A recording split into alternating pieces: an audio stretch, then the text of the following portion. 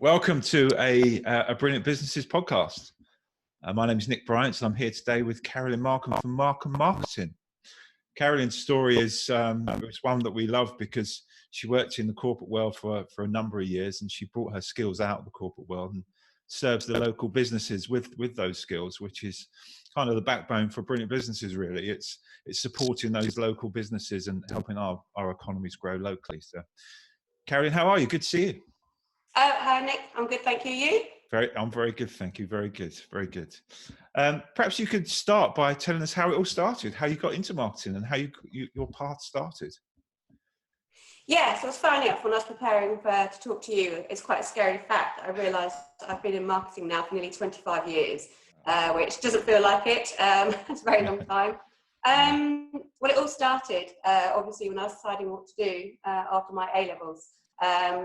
I'm quite arty and creative. I wanted to go to art college. My dad didn't. He wanted me to do business or something. I think he was worried that if I had a career in art, I could never afford to leave home. And once we looked into it and talked about it, a marketing degree seemed to be the best route for me. So it was obviously taking on board the business and the analysis and the statistical side that I like, but also there was a route to being creative at the end of it as well. So I spent 4 years studying marketing.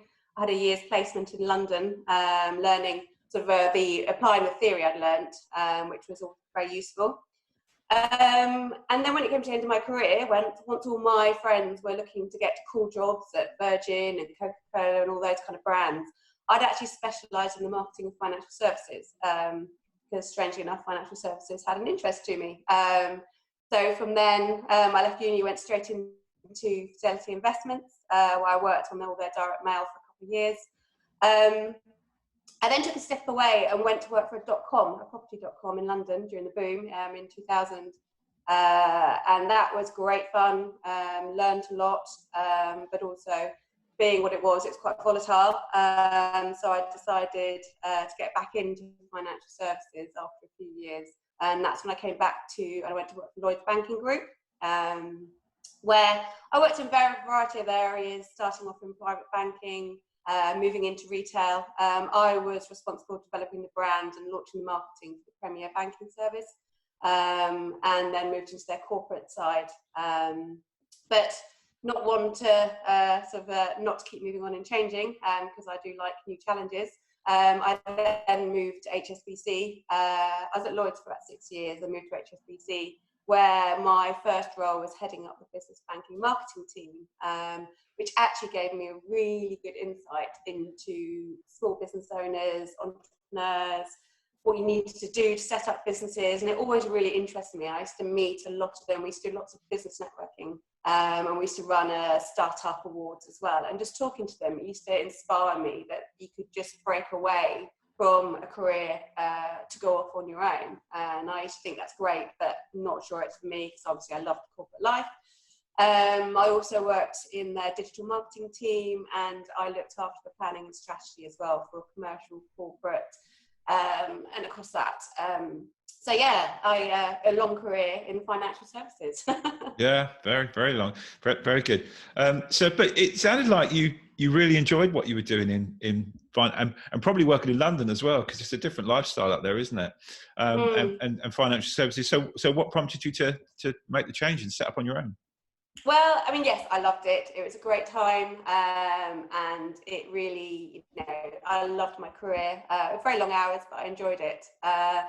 But as a family, we'd moved out to Tunbridge Wells, and with the financial crisis in full grasp and budgets being cut, I could see that it wasn't going to be the same. Marketing is always the first function that gets pared down during financial difficulties. So I could see it was going to be a very different environment.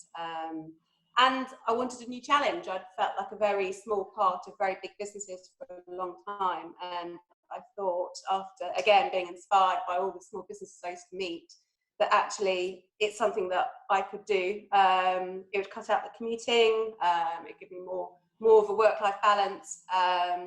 But also I could offer small businesses and local businesses experience and knowledge that I'd gained in London, and and really help down here. So that's why I started Markham Marketing. This is about 8-9 years ago now. So I kind of decided one day that's what I was going to do. I designed my website and off I went. Good for you. You know, it's a big, brave step, isn't it? And quite daunting and scary when you do it. Take my hat off to anyone that does it. So how did you get through those first months, years? You know, what were the biggest challenges you faced when setting up? Mainly at the beginning was the fact that because I lived in London, worked in London, all my contacts, all my suppliers are in London. So when I actually launched here, I suddenly realised I had no local contacts, apart from one chap in the printing industry, and that was it. There was nobody else. So so that's when I decided that I needed to get out and network and meet local businesses, meet local suppliers, build up a group around me. And that's when I joined groups like BNI, and they really, really helped me. Not only give me confidence to build my business and give me ideas of what I needed to do, but also it obviously you get the good printers, you get designer, you get everybody that can help you build your business. And one of the biggest things as well is, the concept you have when you first launch a business isn't necessarily what you end up doing, because, you have to go where the need is. And there was lots of local businesses that needed all different types of help. So my business has changed and evolved. And I found after the first year, I had to rewrite my whole website again, because what I offered was very different from what I started with. So, but I found, once I've built those connections, it's just grown year on year. Yeah, and I guess that's when you build those connections and it all starts happening. That's when you feel like you're getting the rewards from it, and in those aspects of the most rewarding part of it. Is that? Would you agree with that? Was that the rewarding for you? Or? It is. Yep. It is. It's when your brand starts getting recognised and you start getting recommended, and you build it, and people know who you are in your area, and it's great when people actually come to you. Asking, sort of saying, oh, so-and-so's recommended me, or I saw this and I like that. And it really does. It's great. And it just gives you more confidence to carry on and keep building the business. Yeah. So how's the lockdown affected you? How's the coronavirus affected your business? Well, initially, everything went silent.